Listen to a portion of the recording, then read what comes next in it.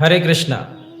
आज हम चर्चा करेंगे निर्जला एकादशी के बारे में, क्योंकि आगे जो एकादशी आ रही है वो निर्जला एकादशी है और ये सबसे बड़ी एकादशी बताई गई है। साल में 24 एकादशी आती है, पर इस एकादशी को बड़ा विशेष कहा गया है। खासकर विष्णु के भक्त, जो ठाकुर जी के भक्त हैं, वो इस एकादशी का पालन अवश्य करते हैं। और ये एकादशी का जो व्रत है, इस बार निर्जल रखना पड़ेगा आपको, बिना जल लिए रखना पड़ेगा, इसलिए इसका नाम है निर्जल एकादशी। इसको अलग अलग नामों से पूरा पुकारा गया है, जैसे पांडव एकादशी, भीम एकादशी।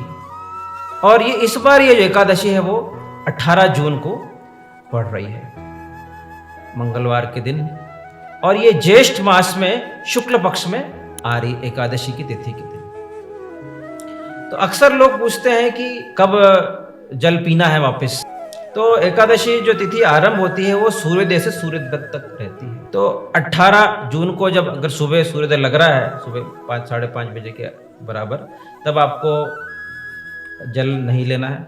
और 19 तारीख के सूर्योदय तक आपको जल को त्यागना है। 19 तारीख को सुबह सूर्योदय के बाद आप जल ग्रहण कर सकते हैं। और इस एकादशी को भीम एकादशी या पांडव एकादशी क्यों कहा गया है, इसके बारे में आज चर्चा करते हैं। बहुत सुंदर कथा है। व्यासदेव जी सभी पांडवों को बोलते हैं कि अगर आपको वैकुंठ की प्राप्ति करनी है, भगवत प्राप्ति करनी है, भगवत धाम को जाना है, तो आप इस निर्जला एकादशी को आप पालन करना चाहिए। और सारी की सारी एकादशी आपको करनी चाहिए। 24 की 24 एकादशी आप सबको करनी चाहिए। तो भीम भैया बोले कि देखिए, मेरे से तो एक टाइम भी भूखा नहीं रहा जाता, और आप बोले पूरे दिन उपवास करना है, वो भी महीने में 2-2 बार, क्योंकि महीने में 2 बार एकादशी आती है, शुक्ल पक्ष और कृष्ण पक्ष की।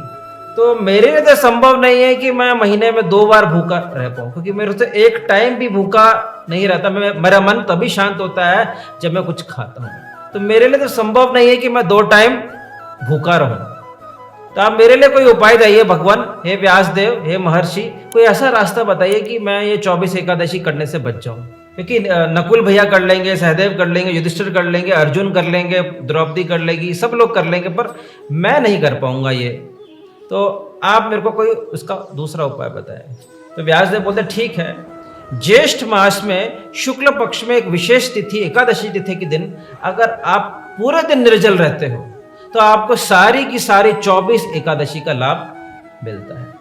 तो इस दिन आप क्या करें, निर्जल रहें, तो आपको सारी 24 एकादशी का फायदा मिलेगा। तो इसलिए आप सभी प्रयास करें कि इस दिन आप निर्जल रहें, अगले दिन सूर्योदय तक। और भीम ने इसका पालन किया और उसको बाकी 24 एकादशी से मुक्ति मिल गई। हालांकि गौड़े संप्रदाय के लोग जो हैं, चैतन्य महाप्रभु अनुयायी जो हैं, वो सारी की सारी 24 एकादशी करते हैं। उनके लिए किसी एकादशी में भेद नहीं है, पर ये स्पेशल प्रोविजन भीम के लिए रखा था।